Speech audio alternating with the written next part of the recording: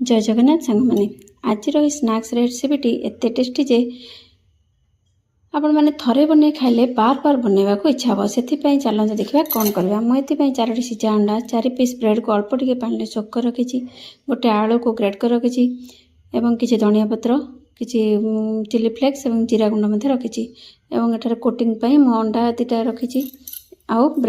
chilli cornflakes रखी गुंड करके प्रथमे आम भल भाव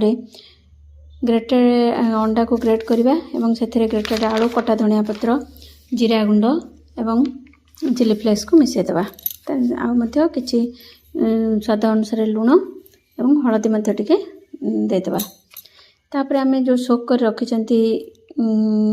ब्रेड को ताको आम टे भल भाव हाथ में दलिदेवा दलिकी आधे मिसईदेवा कारण आमर जो सेप देवा से भल भाव बांधि हो आपण मैंने चाहिए गोल सेप दे पारे मुझे फिंगर सेप देती तापर आम से जो अंगुला रखि अंडारे आम गोटे प्रथम डिप करवा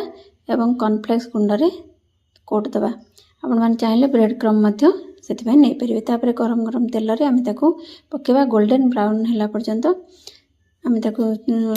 मीडियम फ्लेम रे छाड़देवा तापर गोल्डन ब्राउन हेल्ले आम प्लेट रे बाहर करदेवा देखो आमर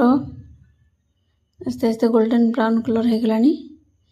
बेसी समय रखिबेनी नले आमर टिके पोड़ीज पोड़ीगले तार टेस्ट भल आसबनी ये बाहर जी आमर क्रिस्पी एवं क्रंची भीतर से सॉफ्ट तेणु बहुत भल लगी सॉस सहित खावाई गरम गरम काढ़ी दे आम तापर टमाटो सॉस चिली सॉस सहित एवं धनिया पत्र सहित गार्निशिंग करिपरिबा करके आम वर्तमान देखंतु पुओ झियो एवं मो माँ मध्य आसी टेस्ट करछंदी एवं मु मध्य टेस्ट करछि